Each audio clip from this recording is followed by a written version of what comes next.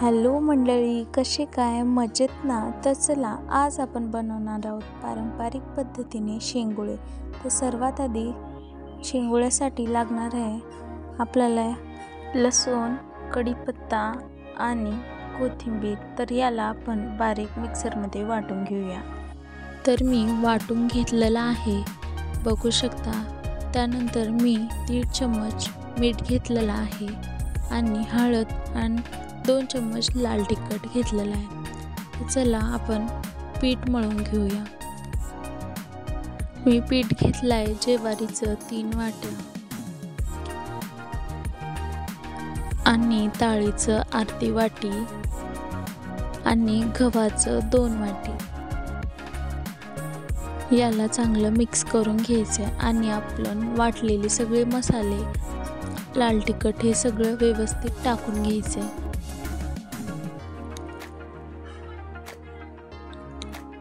आपल्याला व्यवस्थित सगळं मिक्स करून घ्यायचे.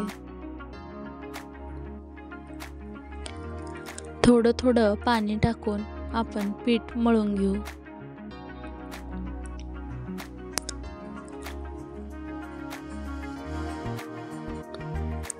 आपल्याला पीठ हे घट्ट ठेवायचे.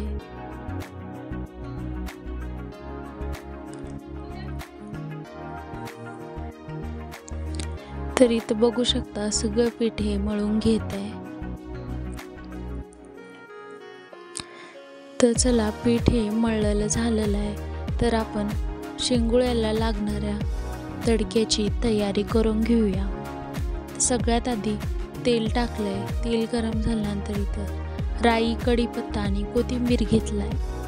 तेल गरम झालेलं आहे. मी राई टाकून घेते.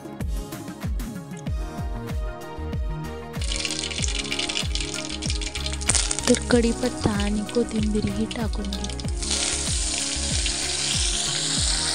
त्याला चांगलं फ्राय होऊ द्यायचंय. त्यानंतर मी इथं पाणी टाकून घेतलंय. आपल्याला पाण्याला उकळी येईपर्यंत आपल्याला पाणी ठेवून घ्यायचं. तर चला तुम्हाला सांगते आता शेंगुळे कसं बनवायचे. थोडंसं पीठ घ्यायचं आणि आपल्या हातावर अशी लांब काडी बनवून घेऊन त्याला जॉईंट करून टाकायचे. या पद्धतीने मी तर सगळे शेंगुळे करून घेतलेले आहेत.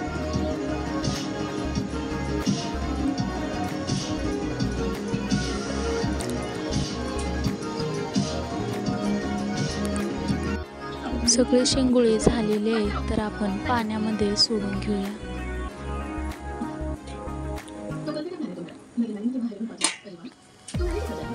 आपल्या पाण्याला उकळी आल्यानंतर ते शेंगुळे आपण पाण्यामध्ये सोडून घ्यायचे. चला या पद्धतीने मी सगळे शेंगुळे पाण्यामध्ये सोडून घेते. सगळे शेंगुळे मी पाण्यामध्ये सोडून घेतलेला आहे. तर आपण याला 20 ते 25 मिनिट शिजवून घेऊ. बघू शकता आपले शेंगुळे हे तयार आहेत. बघू शकता किती चांगल्या प्रकारे आपले शेंगुळे शिजलेले आहेत.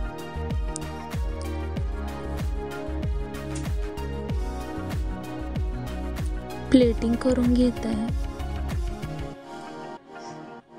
तुम्ही पण बनवा. चला तर बाय.